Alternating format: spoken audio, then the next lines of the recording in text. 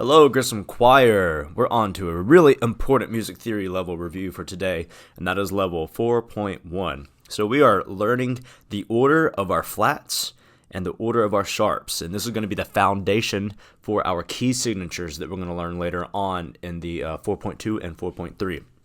So let's take this order of the flats. B, E, A, D, G, C, and then F.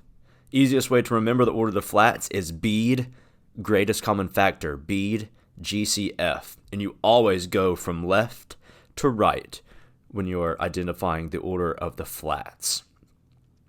This would be the way that the order of the flats would show up on the treble clef, and will also be very similar for the bass clef as well. But right now we're just going to talk about it and learn it on the treble clef. So if I can eventually get my pen to work for me. There we go. So this first one, B flat. So it would be B, and it would be on this middle line right here of the treble clef. I don't like that. There we go. That is much better. Thank you for hanging in there with me.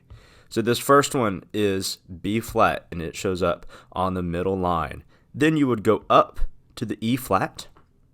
Then you would zigzag down to the A flat. Go back again up to the D flat. So we have B, E, A, D. Then you'd go down to the G flat, up to the C flat, and then lastly, go back down to the F flat. So it kind of zigzags in an up and down pattern like so. B flat, E flat, A flat, D flat, G flat, C flat, and F flat. Once you learn the order of the flats, it's super easy to learn the order of the sharps because it's BEADGCF backwards. We have F sharp, C sharp, G sharp, D sharp, A sharp, E sharp, and then B sharp. FCGDAEB, BEADGCF backwards.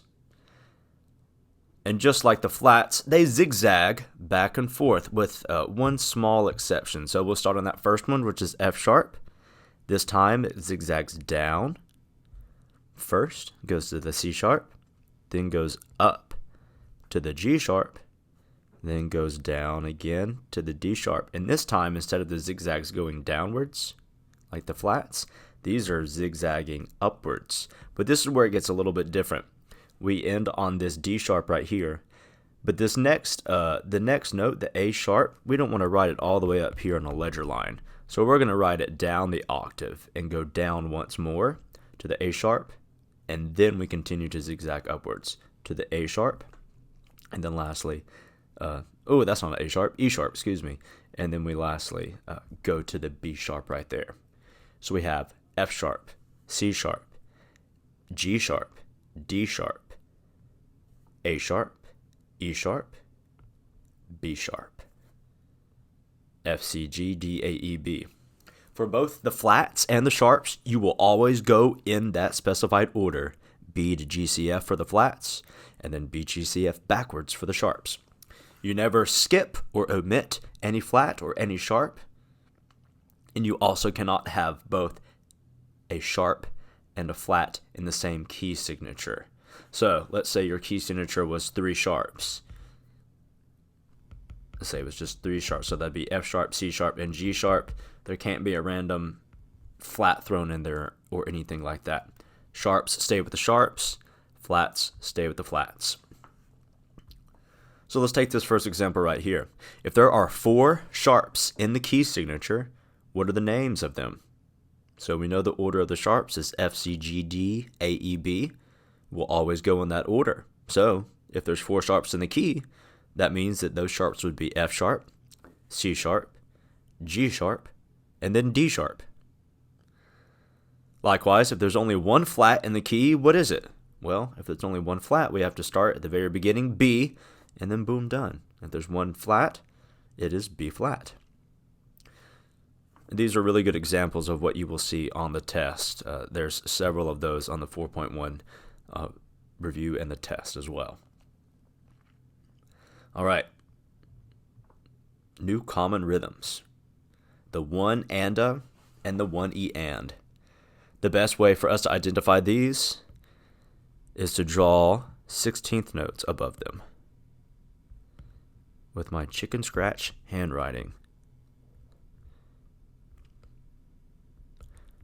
All right, there are some 16th notes. We would count the 16th notes as 1 E and A, 1 E and A.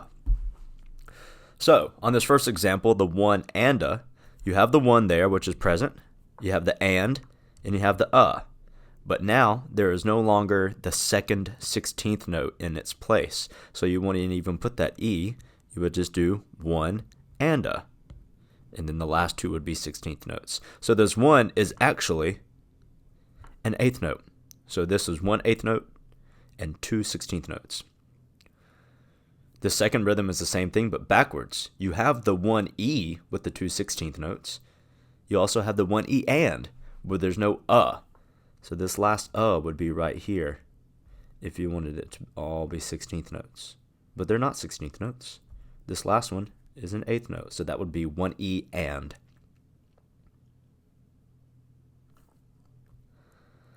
Going on, last concept, but it's a tricky concept. Cut time. So cut time is any meter.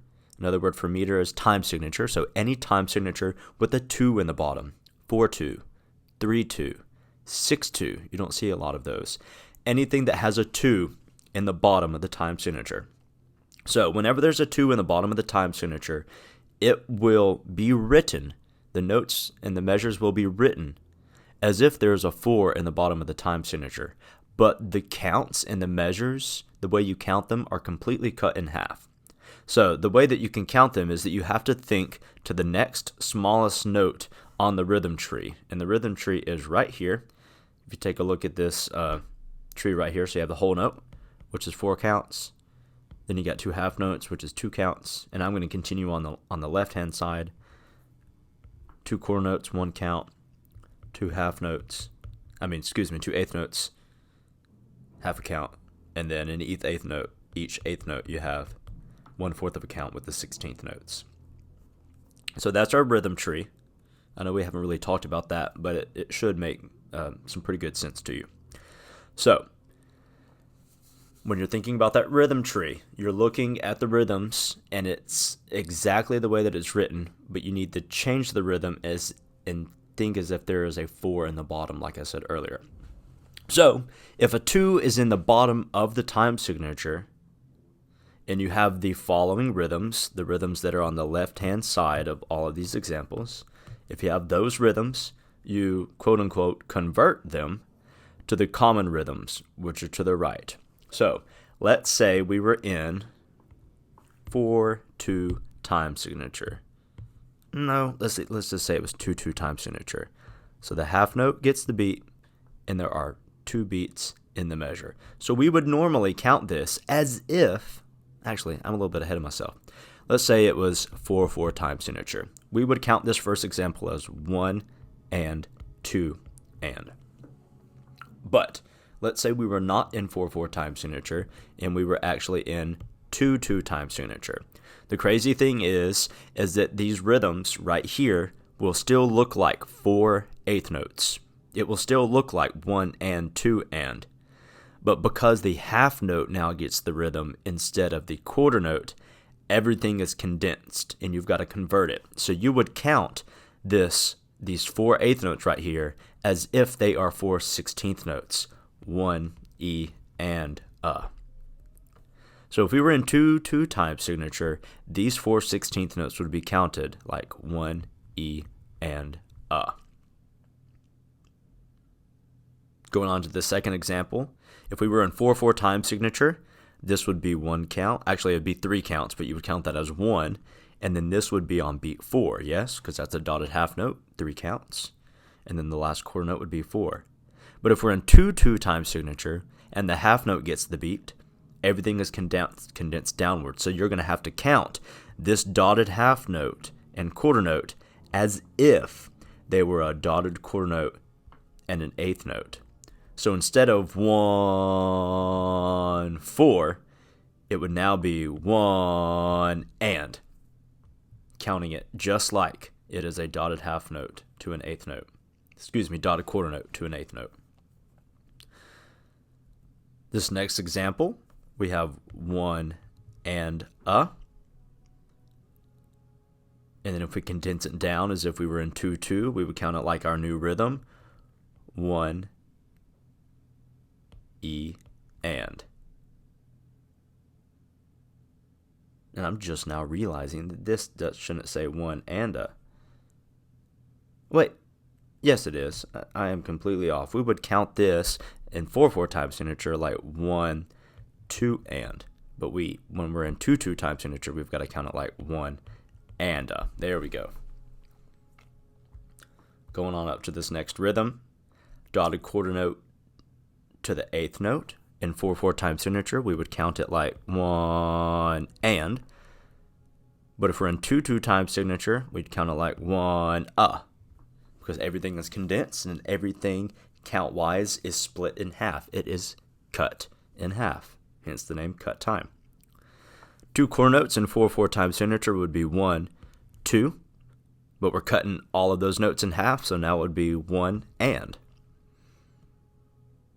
This last rhythm, 1 and 2, but cutting it in half to cut time would be 1 E and. And these bottom two right here are the new rhythms that we just learned about in 4/4 time signature. So going on to some common rhythm examples. Cut time right here. Cut time would be 2 beats in the measure. Half note gets the beat. So if there's 2 beats, and actually this cut time is incorrect. It needs to be 4/2 time signature. So this is not correct. So if the half note gets the beat and there's 4 beats in the measure, that means this half note getting the beat would be 1, 2, 3, and 4, E, and. And if you're having trouble with this, just look at these rhythms right here that we just discovered, and you just cut, copy, paste, but change the first downbeat, or not the downbeat, the first note, the 1 to 2, the 2, the 3, or the 4. Going on right here, this would be 1 and 3 E and 4 1 and 3 E and 4 and. This next exercise, 3 beats in the measure, half note gets the beat. So if the half note gets the beat, this has to be 1, this has to be 2, this has to be 3, and then the eighth notes are now counted like 16th notes, so this would be 3, E, and 1, 3, E, and. Ooh, I am completely wrong there, excuse me, not 3 E and. 1, 2 E and. 3 and Last example, 1 and 3 and. And that is everything on Music Theory Level 4.1. This is very tricky. Very, very tricky. If you're having trouble or issues with this, let's talk about it during WIN at some point so that you can get the hang of it. It's tricky. It really is. Once you do get the hang of it, please make sure before the test that you review all of this one more time so that you're rock solid, and review everything 1.1 to 3.2 if you need to, because everything is accumulative. Thank you, everyone.